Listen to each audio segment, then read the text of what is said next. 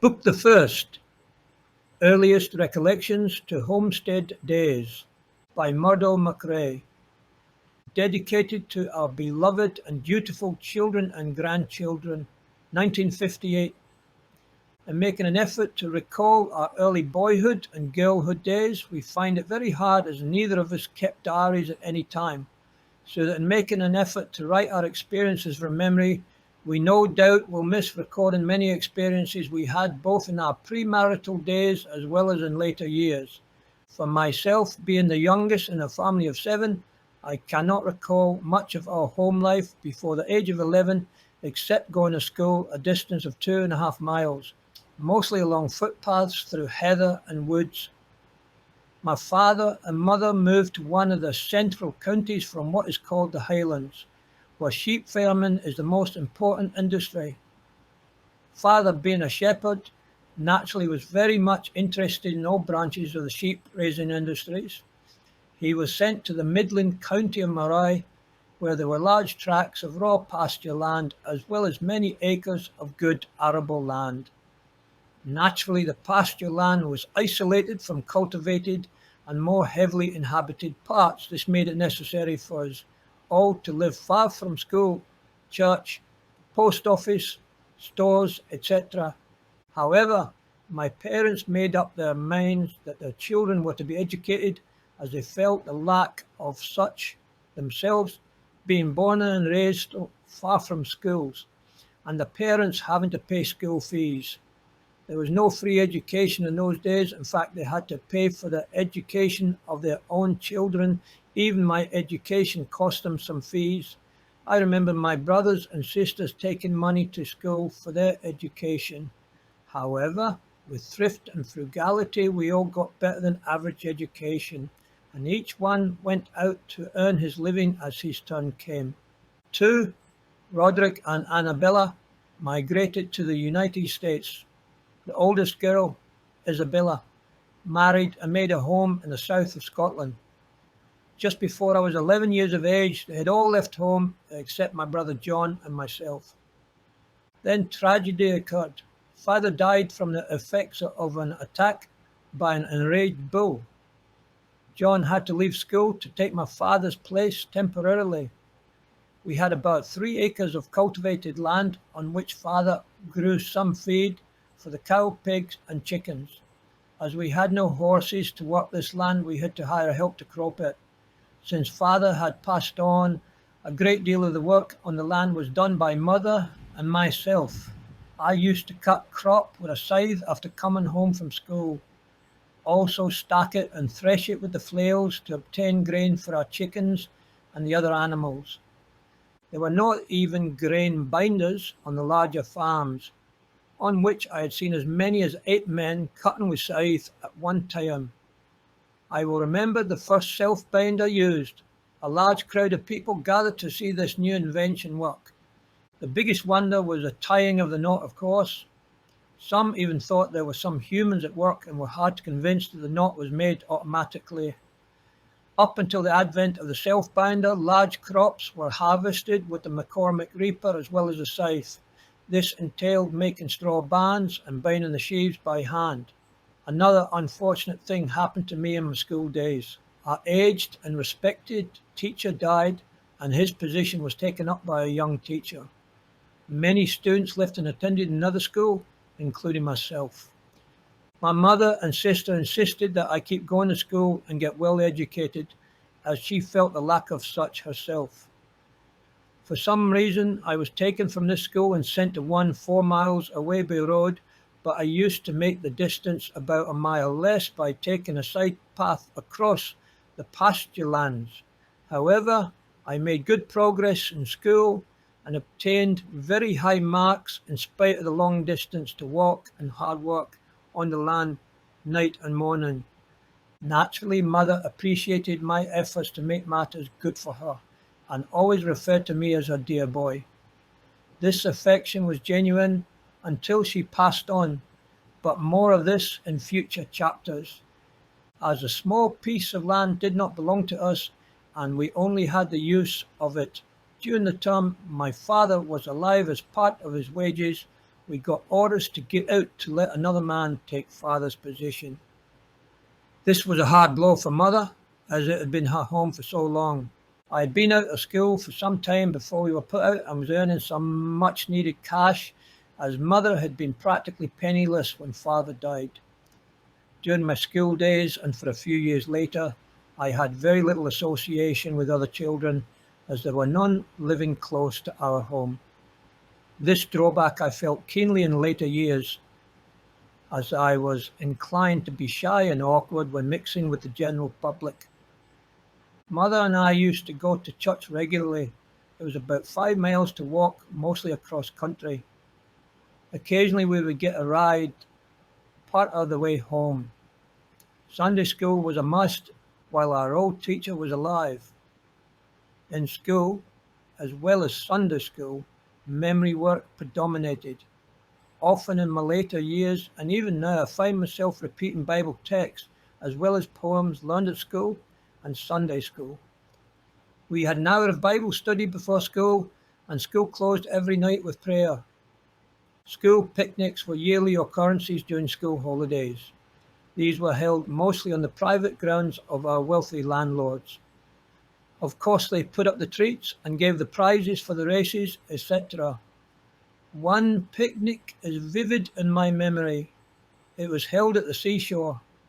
Many of us had never been there before, and our old schoolmaster tried to keep us from wading out on the sand while the tide was coming in, as he was afraid some of us might drown. There, we were treated to mince pie. None of us had ever eaten any such thing before, so we refused to eat them and kept throwing them at one another. Such are some of my recollections of my boyhood days. Next chapter, teenage days. After leaving school, I felt that I should do some work to help keep mother in at least as good circumstances as we were in before father's death.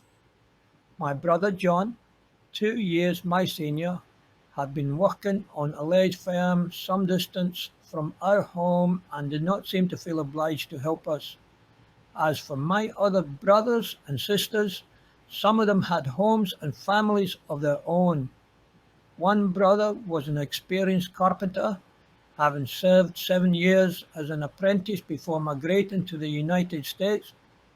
One sister also migrated to the States. She and some other girls signed contracts to work at least 3 years for some Americans in Virginia. There was no help coming to the home from any source outside of mother's and my own endeavours. Fortunately, our home was not far from a timber forest where sawmill work was going on. This was a chance for me to earn some cash, and mother got some men to board with us. The mill work was very hard. The logs were taken to the mill with horses and carts and had to be all loaded by hand.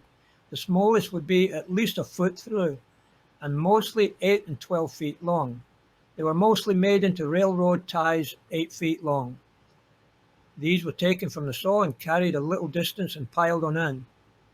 This was my job, which I did for a few weeks, although each time was green, 8 feet long, and 6 by 8 inches of in. This was hard on the boy just after leaving school. However, with determination and ambition, I stayed with it and similar work for some considerable time. Then the ambition to save was getting strong with both of us, and we hoped and prayed that someday we would enjoy life in more pleasant surroundings. Country life had its pleasant times too. Concerts and dances in the village within 3 miles around were common, and of course there was some talent amongst the neighbours. Singing and acting in their own primitive ways was very enjoyable. I can remember one song that a young man always sang, which went something like this. I never shall forget the night when I took Sarah, all in white, to the ball. I hired a cab to take her there, as I couldn't afford a carriage and pair to the ball. But her hoops were so very, very wide that I was forced to ride outside to the ball while waltzing Sarah around the room. Her hoops got loose and they came down at the ball as she caused a great sensation at the ball. There was the royal game of curling for a winter pastime for the older men. My teenage years were spent without having much interaction with boys or girls of my own age, as the closest town was 7 miles away, and that trip on foot and returning one day was common. A grocery van came within 2 miles of our home. We exchanged eggs and butter for like value in tea, sugar, etc. Any clothing or hardware had to be brought from the town where there was the usual blacksmith shop. I remember the first time I thought I needed a shave. I went into the barber shop. The barber was some kind of foreigner. He had a parrot there that could talk, mostly swear. After I got soaked all over the face, Joe the barber walked around the shop and finally stood looking out at the door. I was getting somewhat impatient and asked why he did not get the razor going. He said quite seriously, "I thought, I'm waiting till the beard grows." In addition to balls and concerts, our spare time was taken up in playing association football, the Scottish national game for teenagers and young men. I can remember one episode in Mother's and my life together. One day while we were eating supper, a knock came to the door. A man with a small satchel was there. On first appearance, he looked like a tramp. He spoke very little, but he smiled a smile which gave him away. Mother said, "Rory." This was my oldest brother. He'd been in the States for many years and had not written home for 12 years. He had wandered through many of the states, even spent some time on the canals.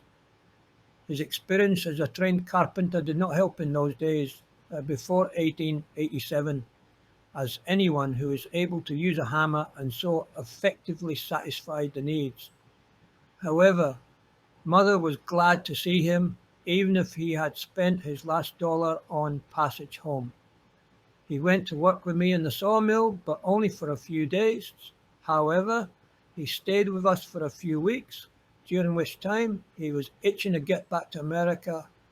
Finally, I drew on my savings and bought his ticket for overseas. Mother still wanted me to get some permanent and remunerative work. At the age of 18, I left the old home with her and we went to a large town, Inverness, the capital city of the Highlands. Mother had many friends and relations there, and I was very happy about it for her sake. We had to have more income in our new surroundings, so we agreed that I had to take work that would take in more cash. This was an important railroad town, so I became a railroader. Fair wages and steady work. Next chapter, railroading. I started as an engine wiper at $1 a day for a 10-hour day.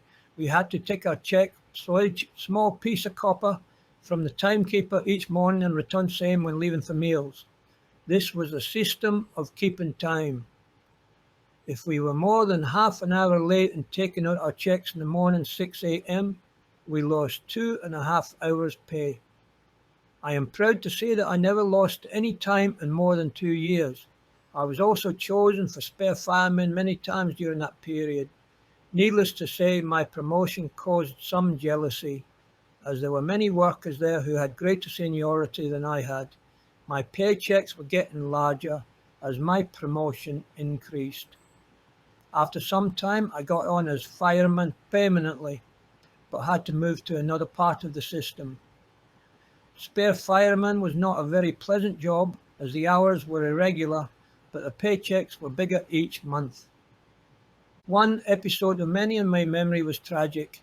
There had been an excursion train run between two towns just for the day. Naturally, the excursionists were out to enjoy themselves, some wisely, others not too well. Among the latter was a young man who missed his train and, feeling quite capable, proceeded to walk home along the track. I was fireman on the regular train which left at the regular train time. On coming round a sharp curve at about 30 miles an hour, we saw what looked like a human form stretched across the rail. Not being able to stop, the whole train, engine and 4 coaches and cabooses passed over the object. On stopping and walking back, we found the body of the young man who had walked from the railway station, cut in two. I said to my engineer, "What can be done about that liquor business?" "Stop the manufacturing of it," was his reply. I have thought of his words many times since, and if his idea was taken up, it might be the only solution to the liquor problem.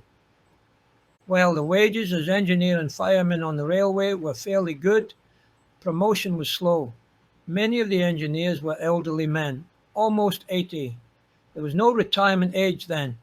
My brother, John, had left for Canada and was writing of rosy conditions there. After due consideration and talks with mother, together with assisted immigration and $55 to Lacombe, I left Scotland in June of 1904. Next chapter, Sea and Land Voyage. There were no luxury liners in those days. The ship I came across on was over 20 years in the sea then. There was only second-class accommodation called steerage. All accommodation was below water level with individual bunks one above the other. Most everyone got sick. The food was very plain and not very well cooked. Tea, which had always been my favourite beverage, was made by putting a dirty dish rag on top of a large tin tank of water, which was not always boiling. In spite of stormy weather and poor sanitary conditions, I never missed a meal. We were 11 days on the ocean, off Newfoundland. We were stalled in fog for 36 hours. The foghorn was sounded about every 1/2 minute during that time. An immigrant train was waiting for us at Quebec. After another miserable week of excitement and sometimes hunger, I arrived at Lacombe. We had to find all our own food on the way. One episode I cannot forget. Near Moose Jaw, another train was going ahead of us so close that our train had to stop suddenly at times to avoid hitting it. During such delays, we used to get out and pick strawberries on the right of way. This apparent lack of safety was shocking to me, being a railroader. In the old land, no train ever left the station until the train ahead had arrived and the station ahead had been cleared. Being a railroader myself, this episode impressed me very much. Next chapter, work. My brother had homesteaded and was beginning to make a home for himself near Buffalo Lake, close to the town of Erskine. I had a promise from him that he would meet me in Lacombe. There was only one fairly large store there, so I inquired if a man by the name of McRae traded there. No one had heard of the name. I went to the livery barns, inquired there and at the restaurants, but no one had heard of him. However, he got into town the day after my arrival. I was interested in horses, having had considerable experience with them in the old land, where horses are trained, not broken, as here. The livery barns were rather cramped in those days, not much space behind the animals when stabled. I looked over brother's team and nearly met my end when one of the team lit out with both feet, hitting the wall behind and missing me by only a few inches. This was my first narrow escape of several I have had in latter years. However, that experience made me careful in later years while handling horses. Well, we loaded up a few necessities and left for brother's homestead. A 3-day trip through soggy soil. There was considerable brush to go through. This had a narrow strip cut out of it. Our progress was rather slow as the wagon would get stuck so solidly between stumps that we had to unload and take the wagon out in pieces. Brother had a tent and cook stove and was building a log house, fencing, etc. He made sure that I got lots to do. Of course, I had to do the cooking, dishwashing, as well as helping him. Mosquitoes were a real pest to me. We used to smudge the tent at bedtime. Brother contracted to put up hay. We stacked 100 tons of hay by loading and unloading hay racks by hand. I found this very hard work as it was all upland hay with lots of spear grass. As I wore only tweed trousers and woolen shirts in the hot weather, spear grass and mosquitoes made my existence miserable in the extreme. I had to sit up greater parts of the night picking spear grass, not only out of my clothes, but out of my flesh. This haying, as well as cooking and all other chores, was harder on me than any work I'd done before or since. When winter was almost on, my brother told me to get out and find work. He advised me to go to work in the mines at Rossland, BC. I had just enough cash to take me there with a few dollars to spare. After about 10 days, I was hired. My work was to load cars holding about 1/2 ton of ore and push them to the shaft where they were hoisted to the surface. Of course, I had to join the union. I got $3.50 a day with $1 a day for board and bed. Passed the winter, 1904, at Rossland. Came to Calgary in the spring and got labouring work from the city all summer and some work during the winter. Worked for plasterers and worked on buildings as Calgary was then being built up very rapidly. June 1906, I bought 3 small horses, a second-hand wagon, stove, some cooking utensils and tent, and came north to my brother's place. I had some trying experiences on the way which took me the best part of 3 days. I had no breechings on the wagon team, so it was a run down hills. South of where Nevis Ferry is on the Red Deer River, it is downhill to the ferry and quite steep. With no breeching, we went down on the truck with the ferryman shooting nervously. We came to a stop about 6 feet from the water. Next chapter. Homestead on the open prairie.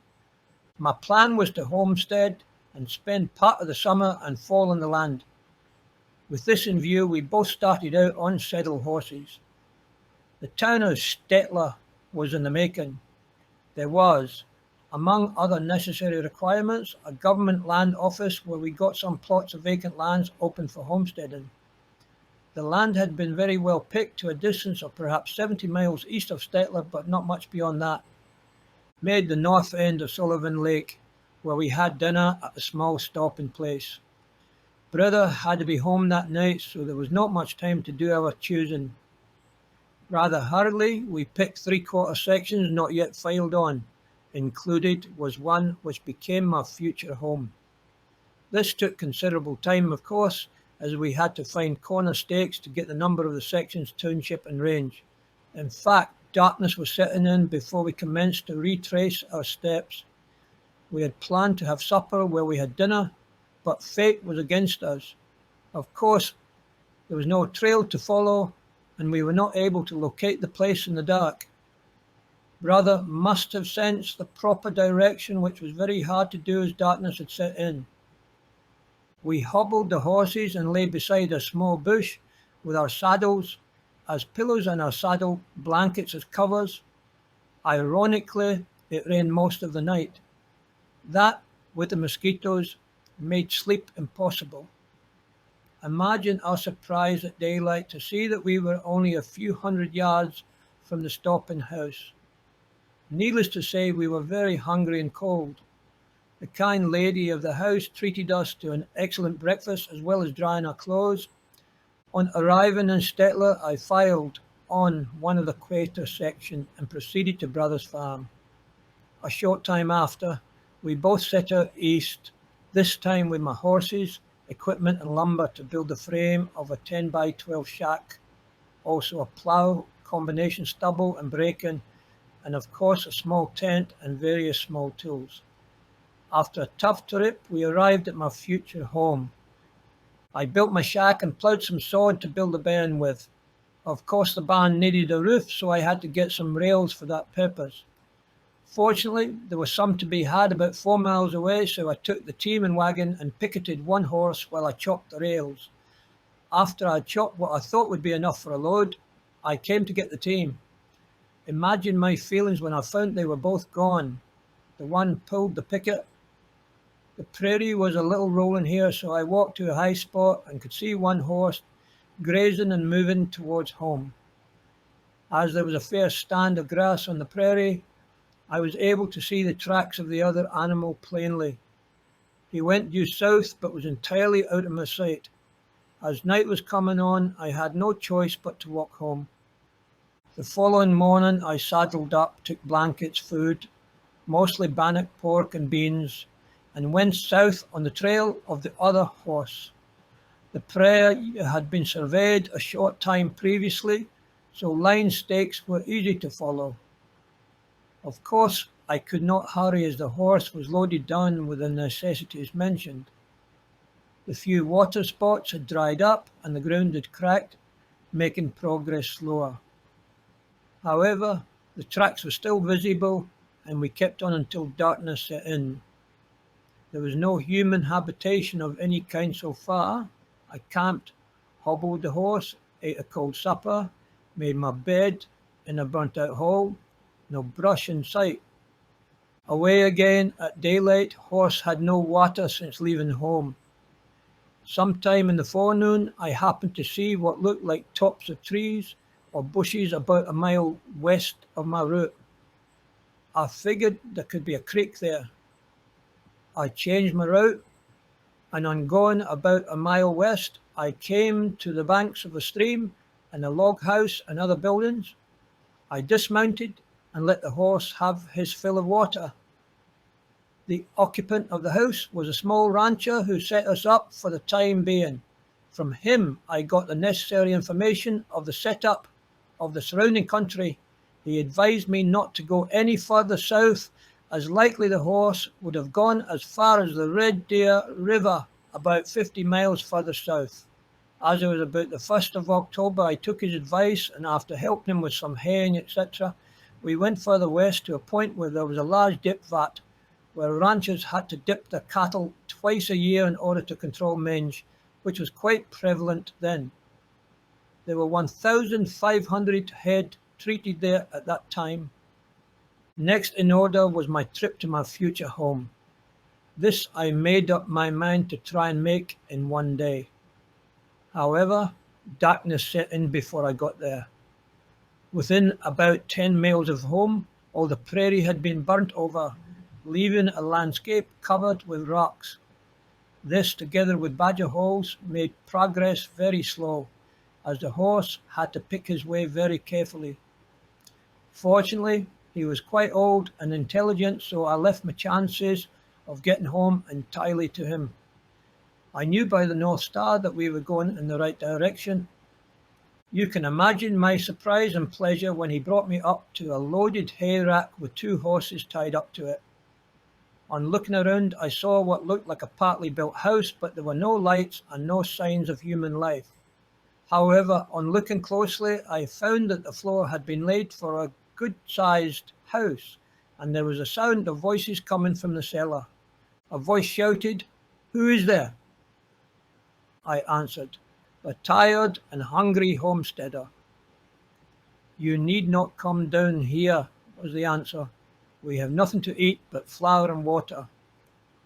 I went down and made some pancakes, and my hunger was appeased. I found that I was about 5 miles due east of my home, and that all the prairie had burned as far as the eye could see in that direction. I was on my horse soon after daylight, naturally anxious to know whether all my possessions had been burnt up. The 20 furrows around the home and belongings saved them. There was also a small piece of prairie beside a small lake left unburnt. This was just right for horse pasture. It was getting late in October, and I was prepared for a long ride to my brother's place, where I left the horse before going to look for work. Calgary was being built up. I got work with house plasters. After the frame of the house was built, the building was heated so we could do lathing, plastering, etc. Even in the coldest of winter, I batched along with some of my own countrymen. In this way we could save a little cash. This was the winter of 1906 and 1907, which was one of the hardest and longest winters on record, lasting from late October to well on in May. In fact, there was some snow still left in June on the prairies where it had blown as high as 10 feet in places. As I had planned to spend the summer on the homestead and work out in the winter, I arrived there on the 25th of May, having ridden one horse and led the other. Part of the way, the snow was so hard that by dismounting we could travel comfortably on the top of the snow. There had been a short thaw in February, after which there was about 2 inches of solid ice formed on the melting snow. As I had intended to go south after my stray horse, I decided to do my homestead duties, namely plough and crop 5 acres a year for 3 years. First I sowed oats by hand on the sod, then ploughed it under and harrowed it fairly smooth. This 5 acres was ploughed between snowbanks of foot or more deep in the lower spots. Of course, there were lots of hungry gophers and prairie chickens. Gophers would come inside when I was eating, and prairie chickens would bunch up quite close. The wild creatures were tame, as they had never been molested by anyone to make them afraid. In fact, they, along with a few badgers, were my only companions at that time. There were not many settlers close enough to visit me, or I them. I had been told that my horse had wintered at the PK Ranch where the Berry Creek runs into the Red Deer River, about 90 miles almost due south from my home. I decided to go and get him. I packed my blankets and food in my wagon in the early part of June and struck out. Mosquitoes were my worst trouble. They harassed the horses so much that they would sometimes stop and roll themselves. I suffered a lot myself from the same cause. Yet remember cutting some small brush and tying it on the harness, which helped some, to brush them off the horses. The prairie was very soft, for even the empty wagon would leave quite a deep rut. At one place I had to take the wagon out of the mud in pieces as the horses had no footing to pull. I was fortunate in having a strong rope along, which I attached to each part of the wagon separately. In this way I got it on the solid ground. I camped on the bald prairie, bedded underneath the wagon, hobbled the horses and lit a smudge for the mosquitoes. Sometime during the night I was puzzled by a strange snorting kind of noise. On sitting up and looking around, I saw a circle of horned animals quite close around me. Fear struck me as I did not know whether I would be attacked or not. However, I put up a bold front and shouted at the top of my voice. My visitors fled in a panic and I lay down again, but not to sleep, as I kept that ring of horned heads in my mind. What were the animals? You guessed it, antelope. Noon that day I was visited by about 30 wild horses who came in sight, led by a large black stallion. After another night spent on the prairie, I arrived at the PK Ranch by the Red Deer River. There was no one around, so I put my team in the barn. In doing so, I noticed the harness which was on my horse when he strayed. It was hanging on a peg in the barn.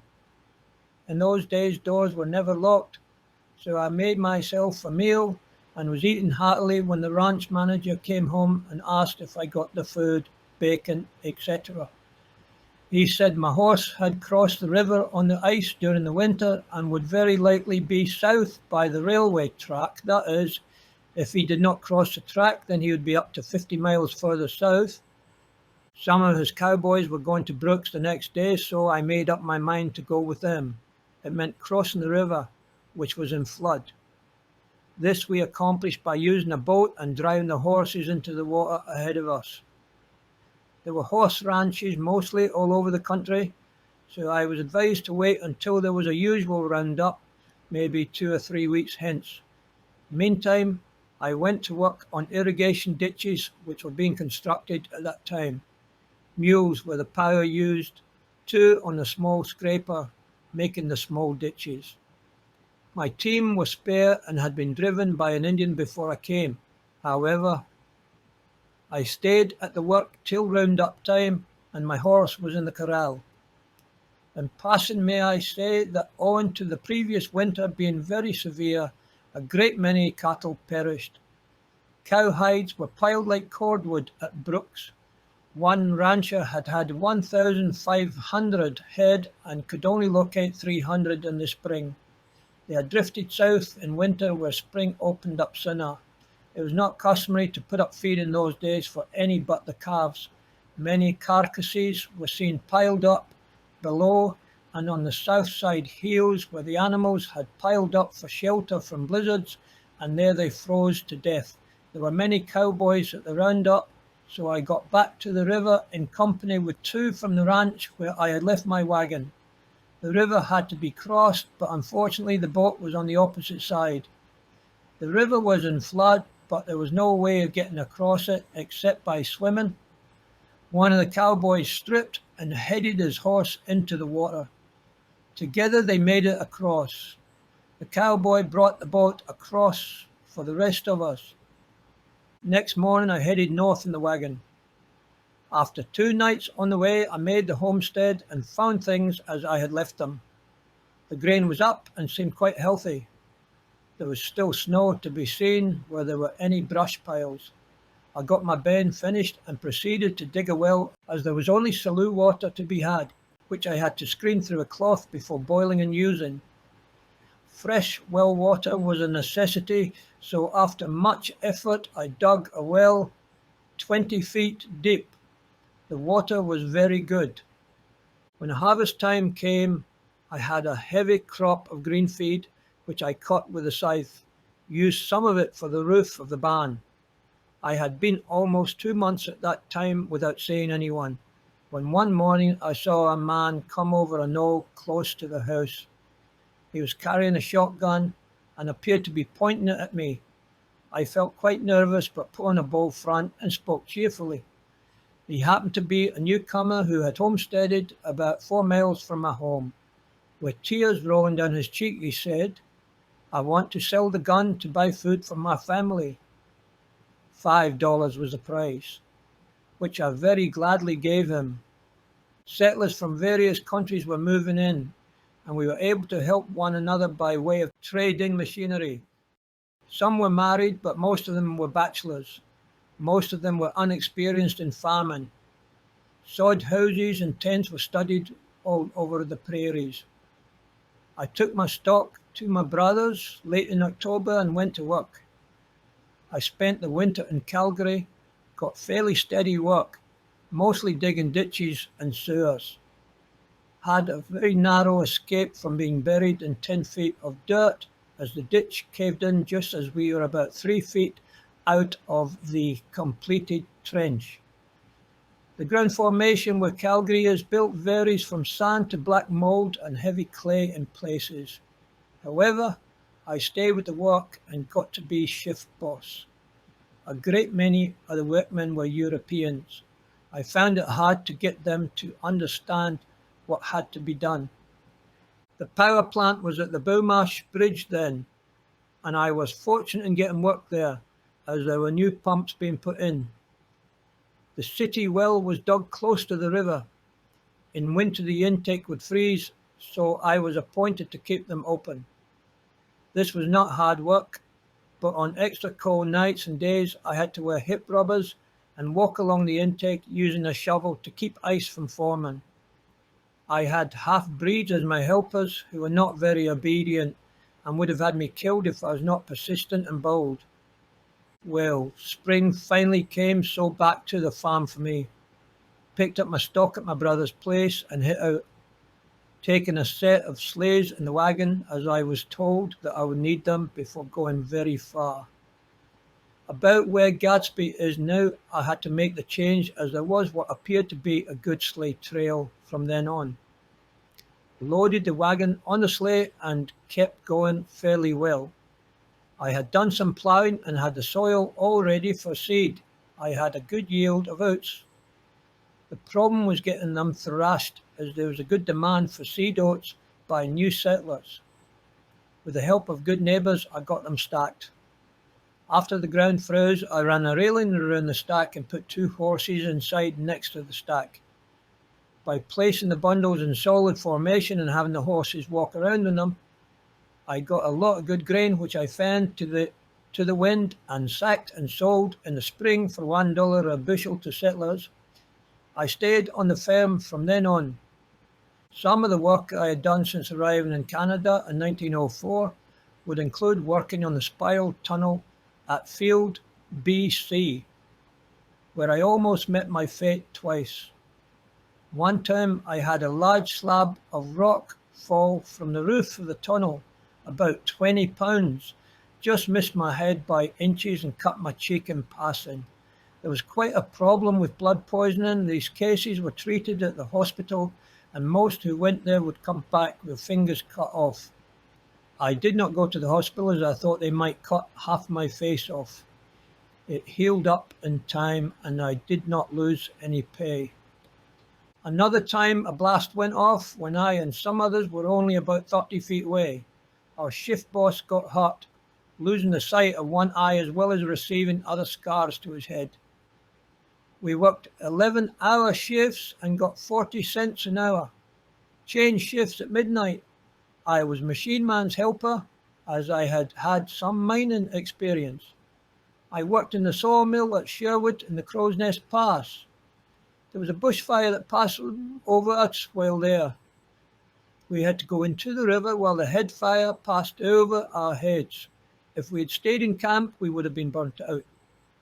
When working in Roslyn, Maine, there was an explosion of 2.5 tons of dynamite which killed one man and wounded many. I was not affected as I was eating breakfast. The only thing that happened was that most of my dishes fell off the shelves and smashed. In passing, I might say that Roslyn was a boomtown sometime before that, as gold was discovered there. Union wages were paid while I worked there, and you worked 8-hour days. We burned candles for light. One time, 2 of us had to crawl about 300 yards on hands and knees over very dangerous surroundings. Well, my working days were finally to stop and I began to attend to farming. I built an addition to my first home and attached the original to it, making a house 12 by 20 with 10 by 12 attached. This house was built of small logs hauled from the Battle River, a distance of about 30 miles. I squared them up well, and when finished, had quite a presentable house of 4 rooms. Some of my neighbours were thinking I would be having a life companion soon. Meantime, I had correspondence from my mother, and letters would indicate that she was very sad and lonely and wanted to come to Canada to be with her boy. I had been writing her quite regularly and sending her some money. I finally gave in to her earnest desire to come and sent her passage money. She took quite well to the surroundings, as she was accustomed to such life and surroundings in her early life. Of course, I had some milk cows and chickens, and surroundings were more like home. There were several women neighbours by that time, and we used to visit one another in spare time. Wagon was the only means of conveyance at that time. She liked to milk and was very much attached to the cows. Fencing was a problem those days. Many homesteaders had not fenced. One man said that he was not going to fence and would shoot any cow he found on his land. I had some range cattle, and often they would come home with blood streaming from their heads. He always shot at the heads. One cow had both eyes damaged so badly that I had to butcher her. This man apparently had come from a herd-low district. I had quite a few acres in crop, and getting it threshed was the problem. Many farmers used horse-powered machines, but I always stacked and waited for the steam engine and separator to come. Gas took the place of steam, and after a time I bought a gas engine and separator. Those who were running steam engines for so long were skeptical of gas and told us they were useless and we would have to depend on steam. Getting rid of the grain was another problem. The railway was built as far as Castor, and what we could not sell for seed had to be hauled there and sold to local buyers, as there was no elevator built there. In the earlier years of my homestead life, an epidemic of typhoid broke out owing to drinking water contamination. No doctor short of Stettler. One widow had her two young daughters badly infected, and after having the doctor come and prescribe medicine, I volunteered to bring the medicine for them. Horseback to Stettler was no snap, but I made it and the children lived. Not so our storekeeper. His two grown-up sons died as well as some other relations of his. In due course the railway was built to Coronation and the town, including grain, elevators, stores, etc., sprang up. Our hazards, including prairie fires, getting lost in the dark, long trips for coal, lumber, kindling wood and mail were at an end. I had to ride to Lacombe to get mail and do some bank business in the earlier years of homesteading. There was a sack full of mail, including several letters from a girl I was acquainted with before leaving the homeland. This young lady was designed to become my life partner and the mother of our 7 children. We corresponded for 6 years and she finally came here in 1910. I met her in Lacombe by train from Castor. We drove in the wagon from Castor.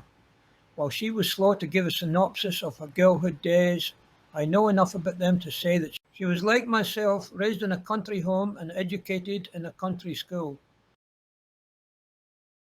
She was taught in day as well as Sunday school religious morals and understanding, which has stayed with her through her whole existence and is duplicated in her children to a great extent. She worked as a domestic servant for some years in the country and in the small towns, earning her own living as well as helping to support her parents. She felt the loneliness compared with her earlier life on the homestead. My mother stayed with us part of the time and part-time with my brother at Erskine. Social life was gradually becoming more pleasant in our district.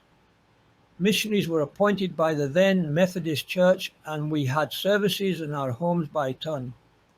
Sometimes we had as far as 5 miles to go. We had to either walk or take the wagon. These services and visits from the missionary were very much enjoyed by us. We also had other entertainments such as picnics and parties in the homes. We finally got a hall built at Federal. The railroad was built from Castor to Coronation and train were running in 1911. Naturally, we both enjoyed watching the train, especially my wife, as she was sometimes homesick. We had many happy days together, especially after we built the hall. The United Farmers of Alberta was formed and Federal had quite a lively local of the same. Each of the members gave $3 toward building the hall and did the work ourselves. One farmer let us build it on his land. We had a variety of talent in our district at that time. Some were good play actors, some musical, some debaters, some good at lecturing, and all made good use of their talents. All in all, social life became a reality. We still think of those happy and instructive times we had though. The spirit of cooperation became quite active in the locality, resulting in having family life more pleasant for us all. My wife and I taught our children to cooperate in the home, and I am happy to say that the spirit of cooperation is still apparent in their own families. I am proud to say that when our wheat pool, livestock, and other cooperatives were organised, Federal was one of the best, and still is one of the best, and highest memberships in the province. Well, dear children, we set out to record with the best of our ability our girlhood and boyhood days in the old land, of life on the home and homestead when the prairie was first getting settled. We don't think it is necessary to write any more about the subject as you all got into the stride of making a living in later days, and thanks again for your cooperative help to one another and to your parents. You have all made good citizens of this, our adopted country. We hope your families will follow morally and spiritually the friendship and happiness which we all enjoyed in your early lives. To Mr. and Mrs. Murdo McRae, on the occasion of their golden wedding September 21st, 1960, a poem by Tom McCracken, Coronation resident. There's a grand old Scottish custom, and it still exists today. It was invented back in Scotland, where a couple named McRae pledged their troth in marriage, and it proved it could be done. To live in peace together and live as cheap as one, they left their home in Scotland and pioneered the West. Of all Alberta's citizens, the Scottish are the best. In every public venture, they have surely done their share, and I'm proud to call them friends of mine, this kindly Scottish pair. May you have many happy years and smiles that never wither. A kindly wish I offer you, as yin Scot tae another. May yours be health and happiness. Way friends and neighbours roon ye, may God be pleased to grant this wish. Why guide old age to croon ye,